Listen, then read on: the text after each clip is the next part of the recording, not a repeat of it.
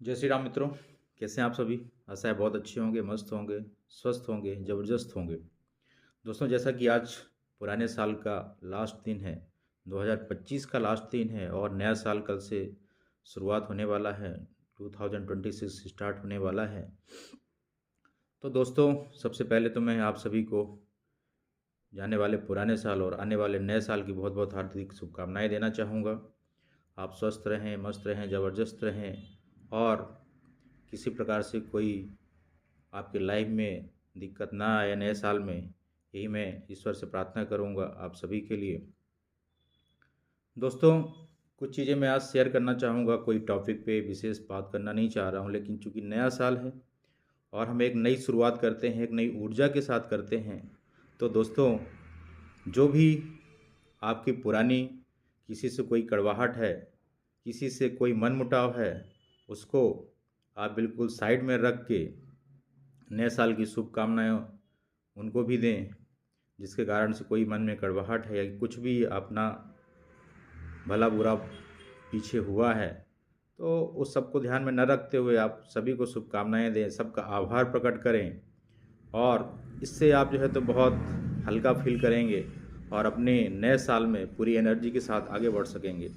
क्योंकि अगर दिमाग में कुछ लोड रहता है, कोई भी बात का लोड होता है, तो हम उस एनर्जी के साथ अपनी लाइफ में आगे नहीं बढ़ सकते हैं।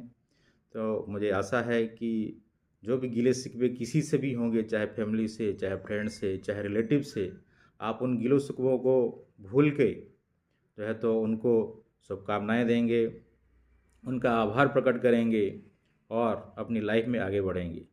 इसके साथ साथ ही दोस्तों, जैसे कि मैंने ग्रेटिट्यूड पे बात भी करी थी, हमारे पास जो भी पिछले साल रहा, जैसा भी हमारा पिछला साल रहा, उसके लिए ईश्वर का ज़रूर धन्यवाद करेंगे।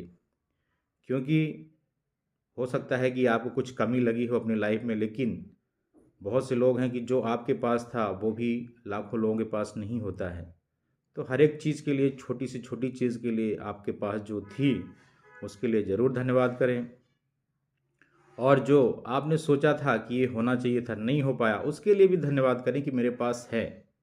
जब आप ऐसा सोचेंगे कि जो चीज़ मैंने सोचा था वो मेरे पास है, तो बहुत जल्दी आपके पास आएगा। ये बहुत बड़ा एक विषय है, लॉ ऑफ अट्रैक्शन इसको बोलते हैं। इस पे कभी मैं बातें करूँगा टॉपिक पे, लेकिन सिंपल सा आप समझ लीजिए कि आप जैसा सोचते हैं वैसा आपको मिलता है। आप बुरा सोचते हैं तो बुरा होता है, अच्छा सोचते हैं तो अच्छा होता है। जिन चीज़ों के बारे में सोचते हैं वो आपको मिलती है। बस सोच सही होना चाहिए। गलत इंटेंशन के साथ में कोई सोच नहीं होना चाहिए, नहीं तो वो गलत अपने साथ ही होता है। तो मुझे आशा है कि आप मेरी बातों को समझ रहे होंगे कि ऊपर वाले का ज़रूर धन्यवाद अदा करेंगे और एक नए साल में नई शुरुआत करेंगे। और सभी इष्ट मित्रों के साथ जो है तो उनका भी आभार प्रकट करेंगे, जिससे कि आप एक नई एनर्जी के साथ में नया साल में आगे बढ़ सकें। दोस्तों, आपके लास्ट ईयर 2025 में जो भी घटनाएं घटी, चाहे वो पॉजिटिव हों चाहे निगेटिव हों, ज़रूर याद करें।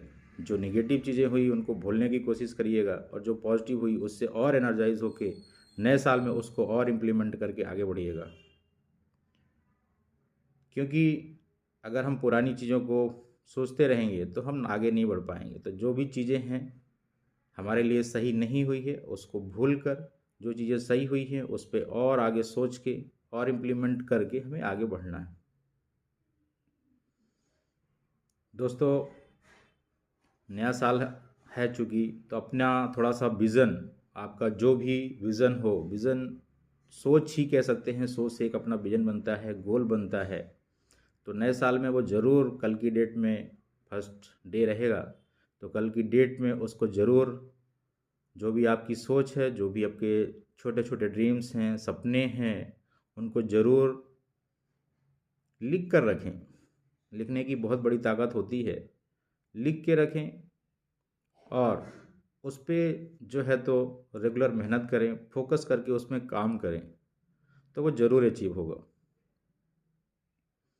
ये सब चीज़ें आप सोच रहे होंगे कि कुछ भी आज मैं बता रहा हूँ, लेकिन ये बहुत बड़ी बड़ी बातें हैं और इन पे टॉपिक में मतलब पूरा, अगर आप विस्तृत गहराई में जाएंगे तो बहुत बड़ा टॉपिक होता है विजुअलाइजेशन का, गोल सेटिंग का, है ना। बहुत सारी चीज़ें होती हैं जो कि इन फ्यूचर मैं धीरे धीरे बताने की कोशिश भी करूँगा। लेकिन आज सिंपल सा आप समझ के रखिए कि ईश्वर का आभार प्रकट करना है, ऊपर वाले का बिल्कुल आभार प्रकट करें, अपने इष्ट मित्रों का आभार प्रकट करें, उनको शुभकामनाएँ दें। आपका जो भी फ्यूचर में गोल है उसको ज़रूर नोट करें, उसको रोज़ रोज़ देखें और उसके बारे में सोचें, उसके बारे में क्या हमें ज़रूरत है करने की वो करिए फोकस होके रेगुलर बेसिस में। उससे आप ज़रूर 2026 में नई ऊंचाइयों पे पहुंचेंगे।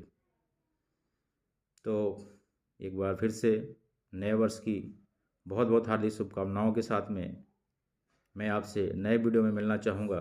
तब के लिए बहुत बहुत धन्यवाद। आपका जय श्री राम, नमस्कार, प्रणाम, थैंक यू।